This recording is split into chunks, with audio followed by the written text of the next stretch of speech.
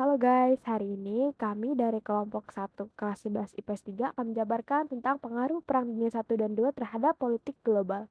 Sebelumnya perkenalkan teman-teman kami yaitu Arya, Kalista, Habibi, Mahes, Mikaela, Natalia, dan Shiva. Jadi, apa saja sih pengaruh Perang Dunia 1 terhadap politik global? Yang pertama, ada runtuhnya kekaisaran dan kesultanan besar di Eropa. Perang Dunia I dipicu oleh terbunuhnya Franz Ferdinand I dari Austria pada tahun 1914 dan perang tersebut berlangsung sampai tahun 1919. Dampak dari Perang Dunia I adalah runtuhnya 4 kekaisaran besar di dunia yaitu Kekaisaran Jerman, Austria-Hungaria, Turki Ottoman, dan Rusia. Yang pertama ada Kekaisaran Jerman. Pada awal 1918, Jerman sebenarnya masih dalam kondisi kuat, meskipun Rusia telah lebih dulu runtuh. Namun tidak lama kemudian berbagai kesialan terus dialami Jerman yang akhirnya berujung pada kekalahannya.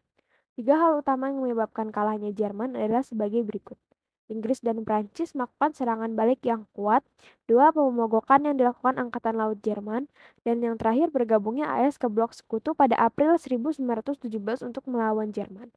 Akhirnya Kaisar Wilhelm II mengundurkan diri pada 9 November 1918, menandai runtuhnya Kekaisaran Jerman yang eksis sejak 1871. Lalu yang kedua ada Kekaisaran Austria-Hungaria.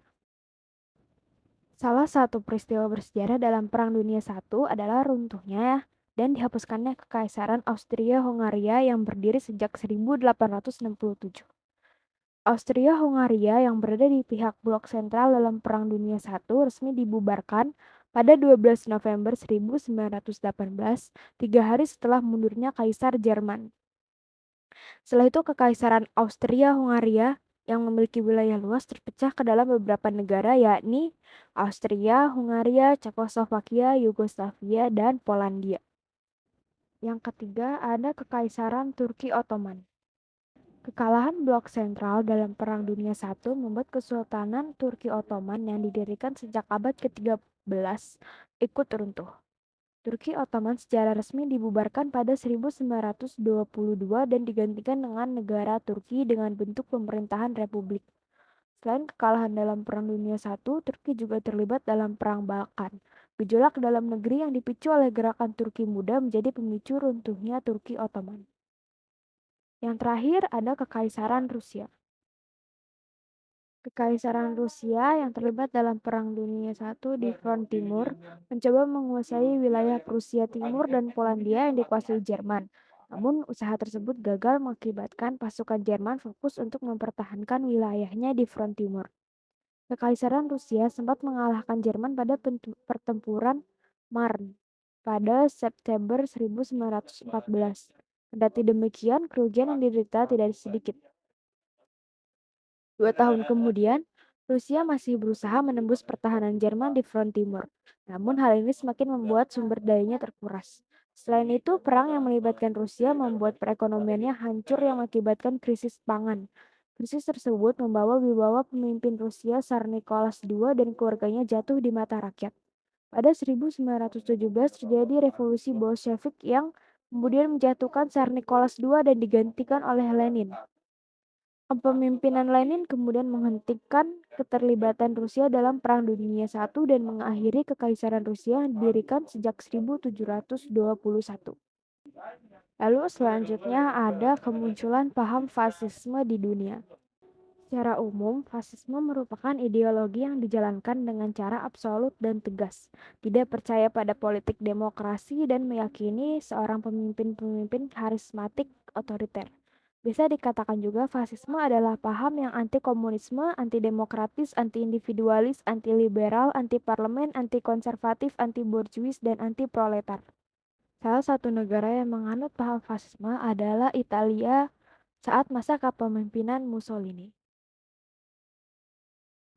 Setelah Perang Dunia I berakhir, disepakatinya Perjanjian Perdamaian Versailles pada tahun 1919 atas usulan dari Presiden Amerika Serikat yaitu Woodrow Wilson.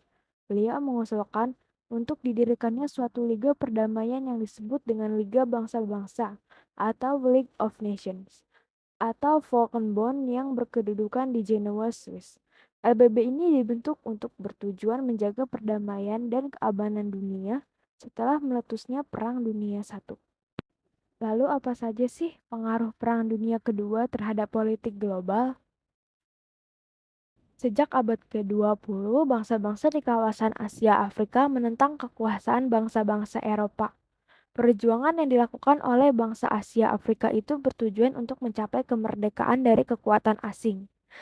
Munculnya proses dekolonialisasi diawali oleh bangkitnya rasa nasionalisme dari bangsa-bangsa Asia Afrika, seperti munculnya gerakan-gerakan nasionalisme Jepang, Cina, Turki, Filipina, dan Mesir.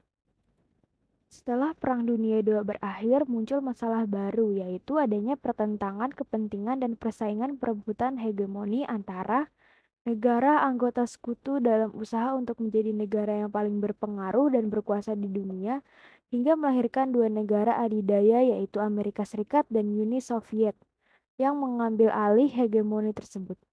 Istilah negara adidaya pertama kali digunakan untuk menggambarkan negara-negara dengan status kekuasaan yang lebih besar dari pada awal tahun 1944 setelah Perang Dunia II.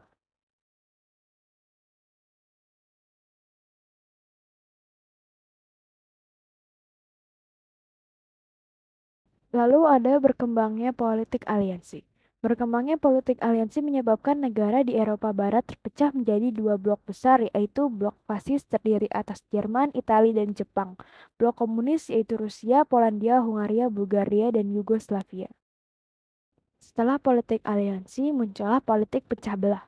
Politik pecah belah, politik adu domba atau divide et impera adalah kombinasi strategi politik, militer, dan ekonomi yang bertujuan mendapatkan dan menjaga kekuasaan dengan cara memecah kelompok besar menjadi kelompok-kelompok kecil yang lebih mudah ditaklukkan. Awalnya, politik pecah belah merupakan strategi perang yang diterapkan oleh bangsa-bangsa kolonialis mulai pada abad ke-15, seperti Spanyol, Portugis, Belanda, Inggris, dan Prancis. Bangsa-bangsa tersebut melakukan ekspansi dan penaklukan untuk mencari sumber-sumber kekayaan alam terutama di wilayah tropis. Pasca Perang Dunia II, tokoh-tokoh dunia seperti F.D. Roosevelt dan Winston Churchill merintis kembali pendirian organisasi internasional untuk menjaga perdamaian dunia. Pada tanggal 24 Oktober 1945, dibentuk Perserikatan Bangsa-Bangsa yang hingga kini banyak berperan aktif dalam memelihara serta meningkatkan perdamaian dan keamanan dunia, serta memajukan kesejahteraan hidup bangsa-bangsa dunia, yaitu PBB. Nah, sekian penjabaran dari kelompok kami. Jika ada yang kurang, mohon maaf. Assalamualaikum warahmatullahi wabarakatuh. Sampai jumpa lagi, guys.